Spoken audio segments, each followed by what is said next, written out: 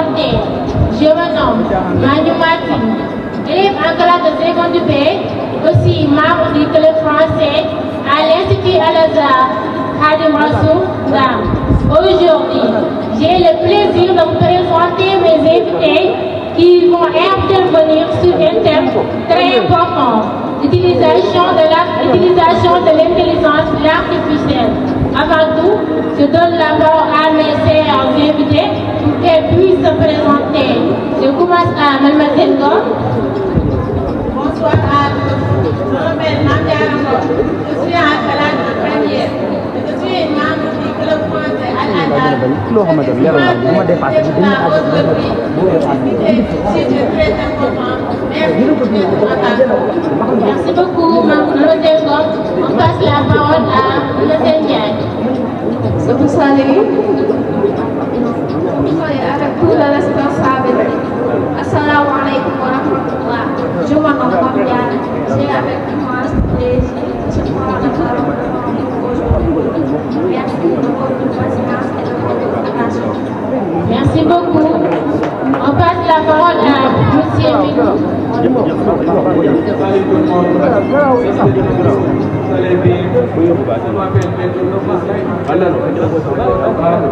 suis une personne sérieuse, monique et toujours à apprendre mes nouvelles choses. Ensuite, je suis membre du club français Al-Azhar. Merci beaucoup. Merci beaucoup, M. Midou. On passe la parole à Mme Lassie. Bonsoir à tous. Je vous salue le plus respectueux, le plus noble salutations et le plus respectueux. Assalamu alaikum wa rahmatullah. Je me nomme Absa. Je suis membre du club français Al-Azhar Ndam. Merci de votre attention. Merci beaucoup. À travers leur intervention, ils vont vous parler des limites, des avantages et des dangers, ainsi que des conclusions pour mieux comprendre. C'est utile. Je vous demande de bien vouloir les écouter avec attention. Maintenant, on va commencer la thème. Mademoiselle, il faut nous donner une définition simple sur l'utilisation de l'intelligence artificielle. Oui, l'intelligence artificielle, c'est une technologie qui permet aux machines d'imiter l'intelligence humaine. Par exemple, une intelligence artificielle comme ChatGPT peut répondre aux questions, expliquer des leçons ou aider à écrire un texte. Merci beaucoup. On passe sur les limites. Mandiara, est-ce que l'IA est parfaite? Non, non, non. L'intelligence artificielle, elle a des limites, ni totalement bonnes, ni totalement mauvaises. C'est utile. C'est une idée moderne. Merci beaucoup, M. Midoun. Quel danger peut-on trouver sur l'IA? Attention à plusieurs choses. Poser information, dépendance exercice, le dirigeant, perte d'emploi. Merci. Mandiara, toi, tu peux nous donner des exemples ou des explications que les points que tu viens de citer? Bien sûr. Apprentissage rapide. Un élève peut poser une question et obtenir une réponse immédiatement. Exemple, un élève ne comprend pas les mathématiques. Il demande à l'intelligence artificielle une explication simple. Bien évidemment, l'intelligence artificielle peut faire certaines tâches. Exemple, écrire un résumé en quelques secondes. Et dans plusieurs domaines. En médecine, l'intelligence artificielle peut aider les médecins à analyser les maladies. À l'école, l'intelligence artificielle peut aider les élèves à faire des devoirs. Dans la traduction, il peut même aider à traduire les langues. Tout le monde peut apprendre facilement, même à la maison. Merci à vous. C'était ma vision à propos de l'intelligence artificielle et ses avantages. Merci pour votre attention. Merci beaucoup, Mandiara. Mandiara Ndiaye, il peut nous citer des points essentiels sur les limites.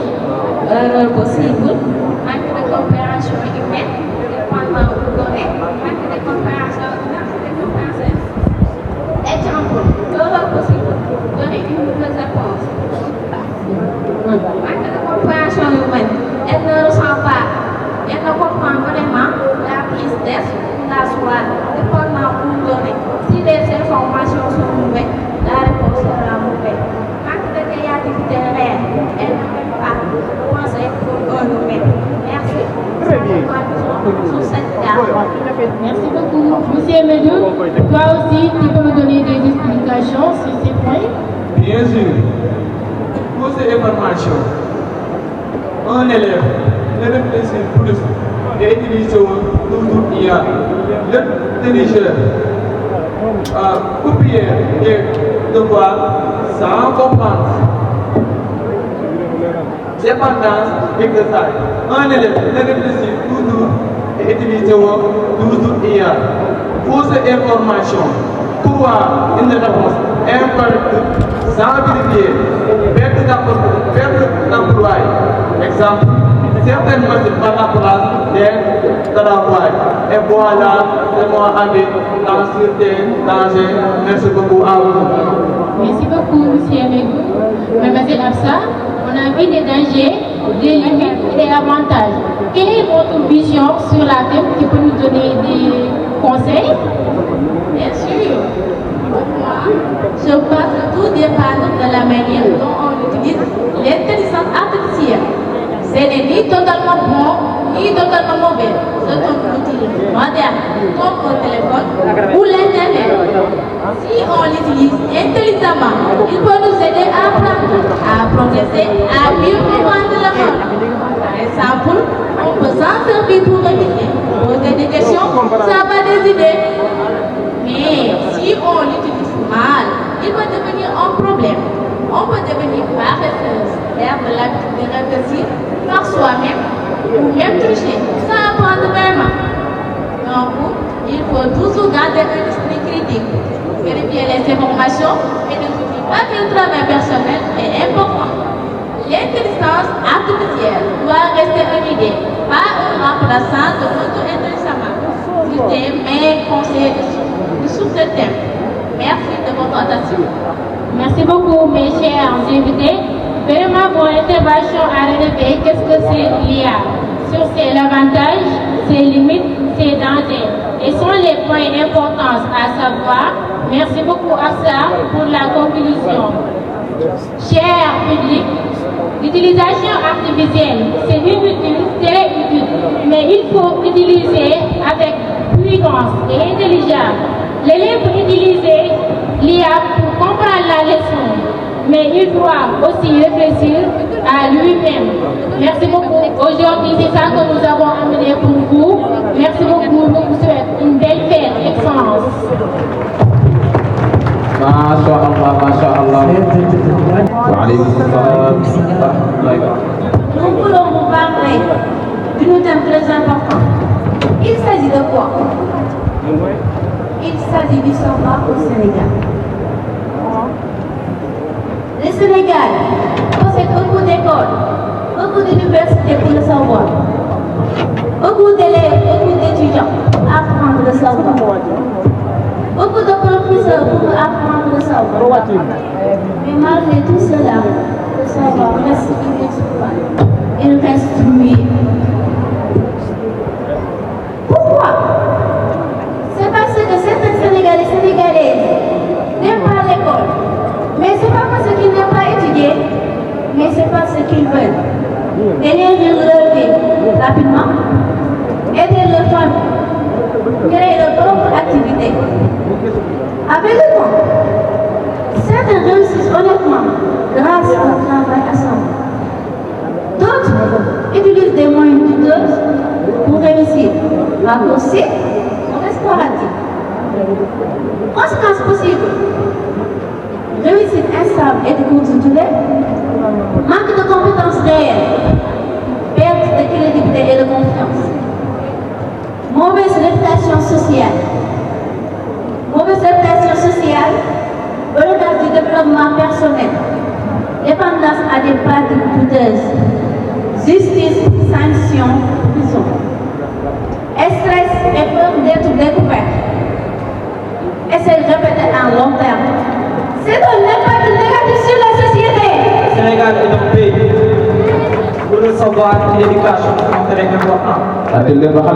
Pourtant, certains jeunes refusent l'effort et veulent réussir facilement, sans travail ni études.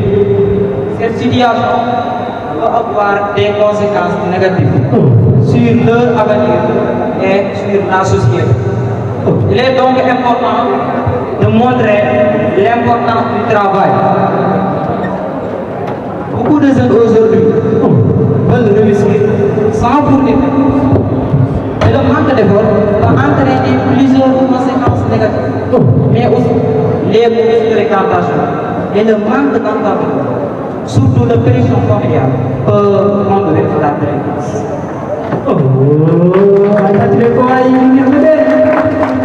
Bonjour, c'est Marie. Bonjour, bonsoir, et je pense que vous allez très bien. Bon, de se voir traverser Saint-Louis, le Sénégal, on dirait que c'est pas parfaitement exemple, mais les étudiants qui construisent les diplômes, certains pensent que étudier, il y a réussi garantie, difficulté à appliquer des connaissances, manque d'expérience pratique, dépendance aux autres. Il y a ce qu'on appelle aussi mauvais étudiants dans le travail.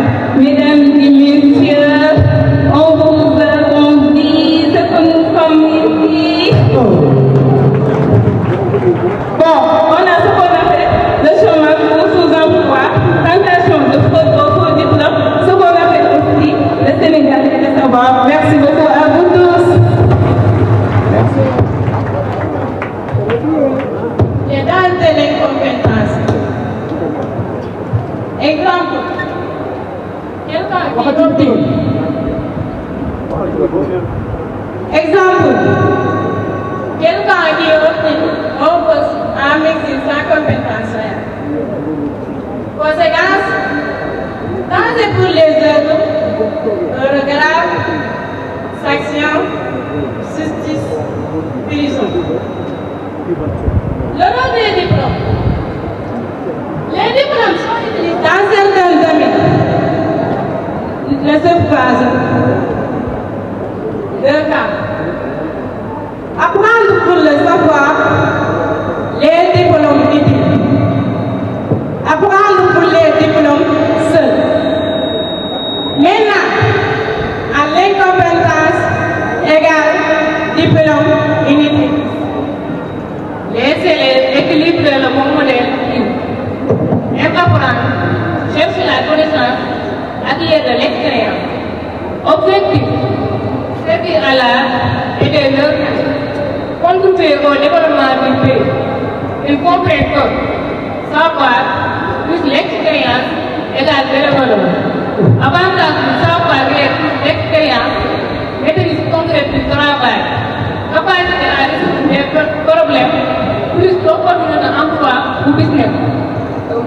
Capacité à résoudre des problèmes, autonomie de confiance en soi, plus d'opportunités, emploi ou business. Adaptation aux situations nouvelles. Innovation et créativité, impact positif sur la société. Merci beaucoup de vous. Merci beaucoup à vous.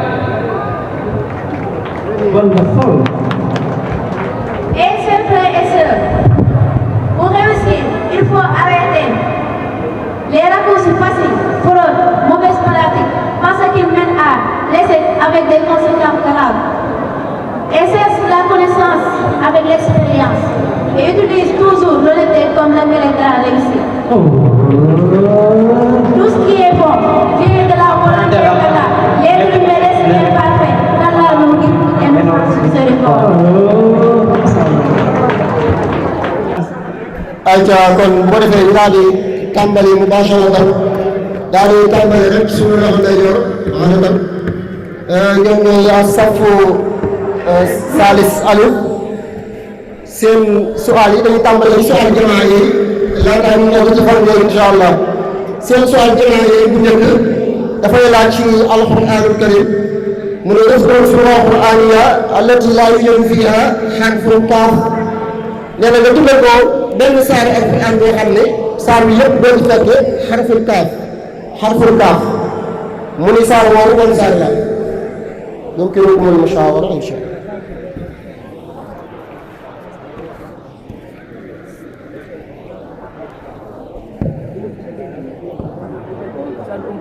waaw saaru alquran boo xam ne amul kaaf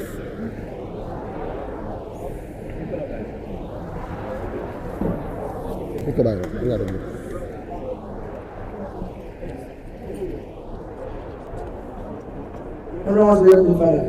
nee na qul a'uuzu bi rabbil falaq ijaaba saxiixa macha allah macha allah kon ñu daal di jàll ci suñu loxo càmmoñ ñoom ñooy safu raja ibtidaay nee na yéen tamit seen suwaal bi nekk day jëm ci alquran mu ni uskur suura qur'aaniyya allati laa taxtawi ala xarfin miim nee na am na saar ci alquran yoo xam ni doo ko fekk xarfu bii di xarfu miim suuratul Kawsar fi al ijaaba saxiixa ñu jàll mubasharatan ci suñu ñaaree suwaal jëm ci as-siira nabawiyya yéen asafu salis suwaal bi dafay wax ni man huwa muazzinu rasul sallallahu alayhi wa sallam man kaana muazzinu rasulillahi sallallahu alayhi wa sallam yonent bi kan moo nekkoon ab noddkatam maanaam kan moo ko daan noddal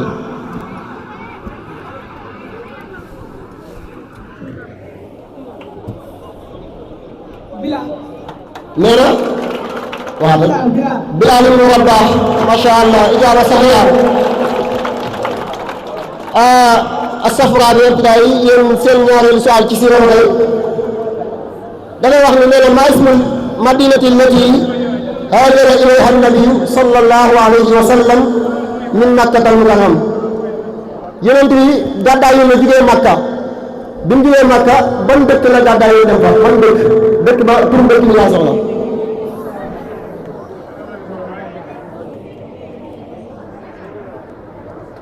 ban dëkk la yonent bi demoon gannaaw bi mu gàddaayee jugee Makka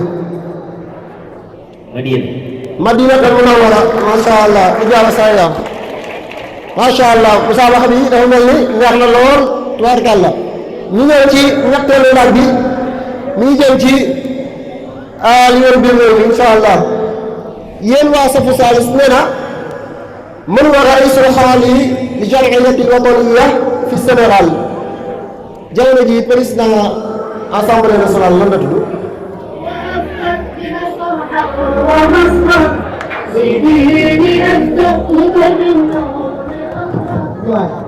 Diomaye Bassirou Diomaye Faye macha allah jàmbaare waaye nag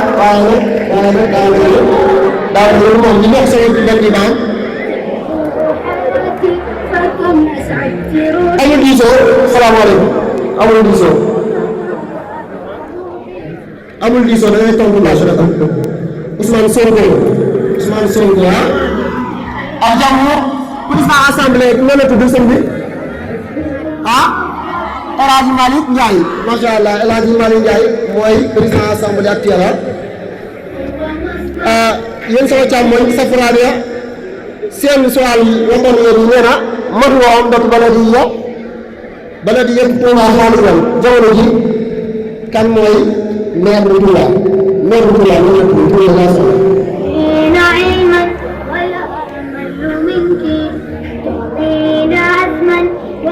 Abdul Ahad Ka fi'lan al-ijaaba saxiixa Abdul Ahad Ka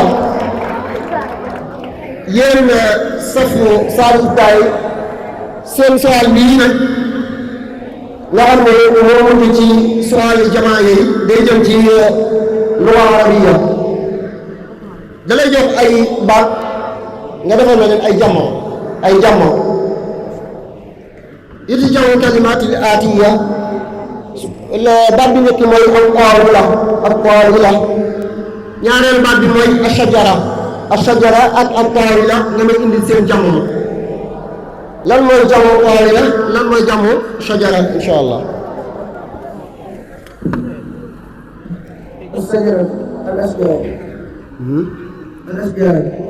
الشجرة الأشجار الطاولة الطاولات yàlla na dugg macha allah ijaaba saxiixa ayca Safra bi Abdoulaye yéen tamit suwaal bi mooy doon bi mujj ci seen suwaal jamaa yi da lay laaj ay baat ni ki noonu ba tey nga indi na seen jamono baat bu njëkk bi mooy asabura xam ngeen ko ñaareelu baat bi mooy sawo ñaareelu baat bi mooy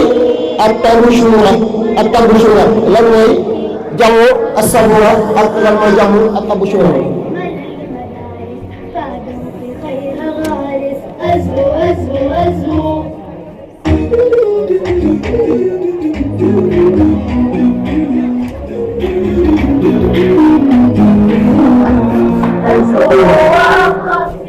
ayca الصبورات التبشورات التبشورات الصبورات التبشورات ما شاء الله من الجمع dañ koy may nisfu التبشورات loolu la التباشير bu fekkee الصبورات فعلا ما شاء الله bu defee kon sual jawab ya waaw président boobu kon bu ko defee ñu daal di jàll ci li nga xam ne moo di asila yi fardiya yi kon loolu mooy asila jamaa yi nekk Moussa wax nga jeexalul la ngeen siifu ñu ñëw ci li nga xam ne moo di asila fardiya yi incha allah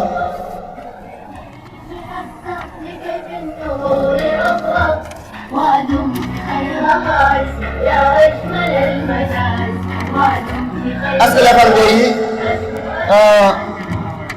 dama jaraxadatoon day tàmbalee suñu loxo ndeyjoor safu salis alif am ngeen fi matière yi may bëgg a wax kenn ku nekk ci yéen day daal di tànn benn mu jóg ma laaj ko ci ab laaj bu ko xamee tontu ko am ngeen fi lii di jox am ngeen fi ak tarbiyal madaniya am ngeen fi siira am ngeen fi tawxiid am ngeen fi niki noonu ak taarix ñeent yooyu juróom yooyu kenn ci yéen mën naa tànn bu ko neex rek mu jóg su ma ko laajee bu ko xamee daal koy tontu laaj mooy ak taarix ak tawxiid ak siira ak tarbiya al madaniya ak al jugraaf waaw jugraaf tarbiya madaniya siira tawxiid ak taarix yéen tamit ñu njëkkante waxtu yi am ngeen fi ak tawxiid am ngeen fi tamit taarix am ngeen fi tamit al jugraafiya am ngeen fi tamit naxwu waaye am ngeen fi tamit xadiis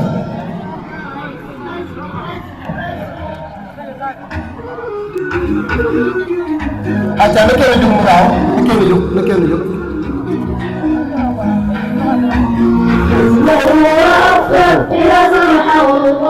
waaw sëñ bi boo tànn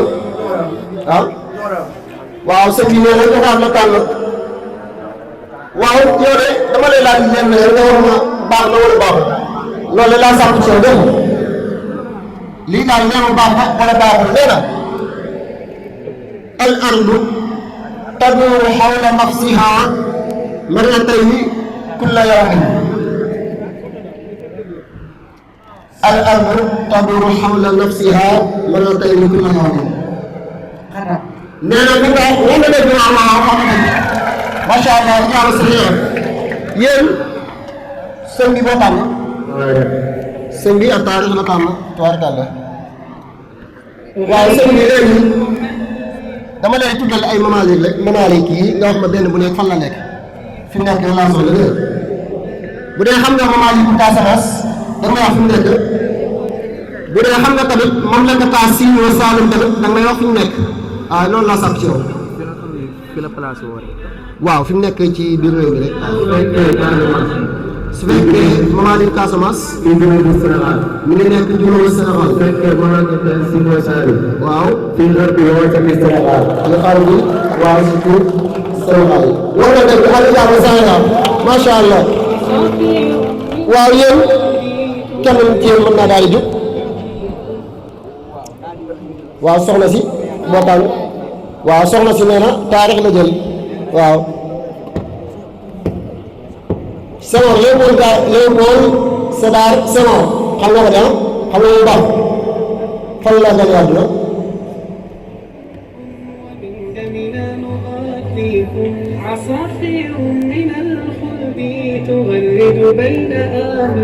Senghor fan la juddoo Senghor fan la juddoo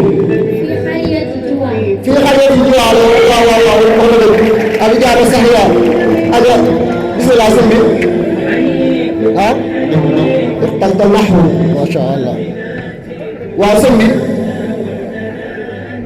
al aminu ne la ko ñu arabal mako al aminu ci jumla bi ma leen wax raja ak tajirul aminu raja ak tajirul aminu al aminu rek ma sala al aminu ka waaw raja ak tajirul aminu sore bo liggéey mën na la ko bindal sore mën na la ko bindal dina ko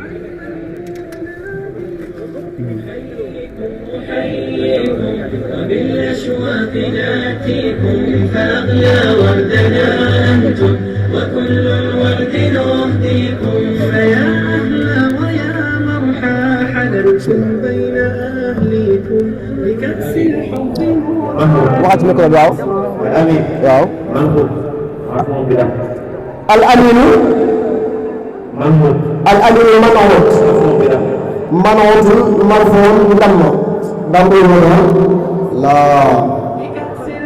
الأمين نعت لا نعت مرفوعة وعلي منوبة ما شاء الله جمعنا وكي ين من يرجم بدل نسمع في أي ماتير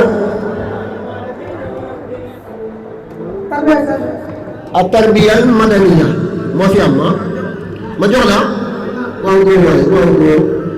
واو سندي من هو الكبار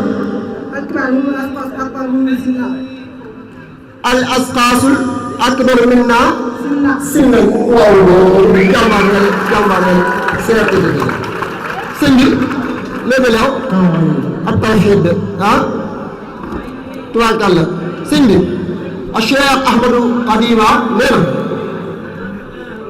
أما جميع الأنبياء والرسل فقط من الألوف يا رجل لا بمنا فقط من بينهم معنا يعطلا فقط فقط 124 الحكم الحكم لا كورينا 124 من الألوف ما شاء الله أيجا يس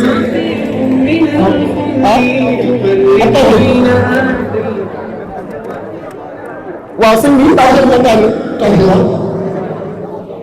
masha Allah yéen ay tubarkal sifatul mustahila fi haqq al-muslim ana xam nga ko da waaw ñun ñëna yàlla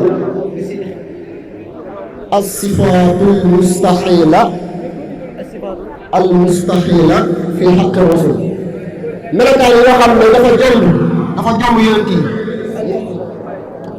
waaw yéen yaa yàlla الكذب وهات ميكروبي الكذب الخيانة والتبليغ والفتان لأن الكذب الخيانة التبليغ الفتان أنتم موافقون ودامل لي tontu na ñaari waaye daa mel ni ñaari des moom nga des nga jël ñaari yoo xam ne fële la ko nga indi ko fii sëñ bi waaye jàmbaar ma nag di nga am ni su dee ay ga sëñ bi bismillah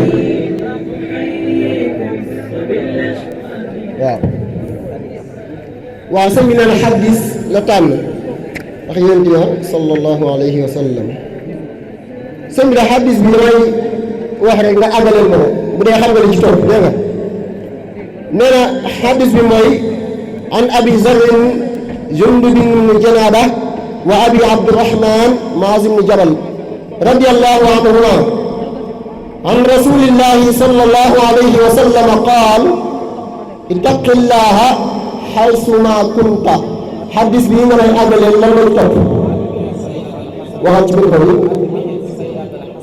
waaw wa qaala naasa bi xuluqin xasan al ijaaba saxiya kontelel kon dafa mel ni foofu la musaabaqa bi di daanu yëkkati foofu suñu kàddu mu mel ni xëy na xaar tuuti rek ñi nga xam ne ñooy àttekat yi ñu xool ngir bu fekkee ni teewul dafa am dañu daal di jàll ci ay aspects yoo xam ne nekkoon nañ ci di wax su ko defee waaye nag dañuy déglu rek al xutama li ñu wax rek mu mel ni nag ñaari équipe yi suñu as mu mel ni ñaari équipe yi jàmbaar lañu lool nag ndax gis nañ mu nekk saa boo xam ne da nga waxoon ci tàmbali ne musaabaqa naari la musaabaqa bi jeex na lool macha allah wa kàlla ah est-ce que da nga gaaw a am si ndax xale yi dañoo mën kaar kàlla dama ne xale yi dañu ñëw daal di sax jàmbaar la ci yoon kanam tuuti kenn du leen téye wala def lii ma gis macha allah di fàttali waat mbokk yi ci biir baax bi mbokk yi élèves yi nga xam ne waaw kay suñu xaas daa mel ne li ma doon kii sax moo ci am ndax laaj yi jeex na waaye dafa mel ni xale yi dañoo toll noonu dañoo témboo maanaam ndam demul ndam dikkul waaye nag laj na saqaafa bi demoon na fi ay asila yoo xam ne bu loolu yi amee am na ñu leen di tàqalee bu soobee yàlla am na fi ñetti laaj yoo xam ne kenn ku nekk ci yéen dina am benn bu yéen ñaar ñëpp tontoo nag wala yéen ñaar ñëpp ngeen laaj ji ngeen continuer di tolloo amaan nag beneen laaj boo xam ne buñ ko itlaaxee rek ku njëkk a yëkkati yaa ko moom yaakaar naa li ma wax leer na ay ca yéen seen laaj day jëm ci mu ni jamono jii nii kan mooy xalifatu Cheikh Alxaaji Malick Sy Cheikh Alxaaji Malick Sy kan mooy xalifaam jamono jii nii may wax yow man ngeen a jël micro bi bu fekkee da ngeen di tontu. Oustaz Abdou Diouf ñu ngi lay dalal ci bâche bi de Oustaz Abdou Diouf bu jàmbaar waaye bu jàmbaar man nag yéen a wér nag wér daal moom macha allah daal léegi kàddu gi jël seen jëf gone yi dañ ko waaj a gone am na ñu war a jël Oustaz Abdou Diouf mooy yéen a war a toog waaye su leen fàttaliwaat majal la bi dëgg leen ci majal la gën a doon lii ab doo gën a lii loolu dëgg ci majal la bi teel a jàpp ci teel a bëri leetar yi képp ku ci am na taabal bu ci guddi foofu la koy jëfal leetar waaw am waxtu daanaka kaa bi nee na jeex na xalifa Alxaaji Malick Sy laa laajam jamono ji mooy kan bismillah suñu Muntaxa Mbàkke xafisahullahu wa ra'aahu ayca waaye nag xam naa du am radd dañuy daal di ñëw nii rek seen su'aal yéen tamit su ngeen ko xam ne ngeen daal di tontu xalifa Alxaaji Malick Sy kan la soxna yi kan la ah suñu Muntaxa ah suñu Basiru ah suñu Mansuur suñu Mbay Si Mansuur waaw masha Allah suñu Mbay Si Mansuur ah yéen jàmbaar ngeen de waaw yéen tamit nee na jamono ji ba léegi kan mooy président de la république bu Gambie nee na Gambie jamono ji seen président de la république nan la tudd nan la président de la république bu Gambie daay tudd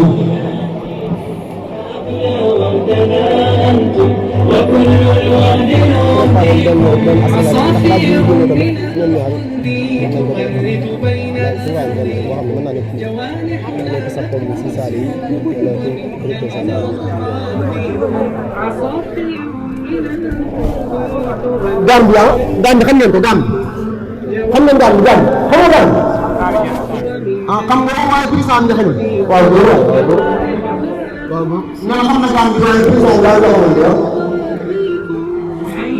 ne président Gambie la tudd ah Yaya Jammeh ah Adama Barrow waaw waaw Adama Barrow waaw daa mel ni ñaari saa yooyu xamoon waaye daa mel ni dañoo continuer liggéey léegi am na benn saa yu fi nekk boo xam ne su ma laajee laaj bi rek yéen ñaari équipe yi xottement yi daan xool ku njëkk a yëkkati rek ñu daan ko jox léegi su'aal bi mooy man aaxiru man tuwuffiya min abnaa'i Cheikh Ahmadou Bamba kan moo koy génn àddina ci benn Sëriñ Tuubaa yi ay xottement ñu ñëw dafa mel ñeneen ñi ñaan ñett yi ci ayca Serigne Saliou Mbacké Serigne Saliou Mbacké moom mu ñëwee génn àddina ci benn Sëriñ Tuubaa yi kon mbokk yi ñu ngi leen di sant bu baax di am programme ci tool yi di ak jàppale ci.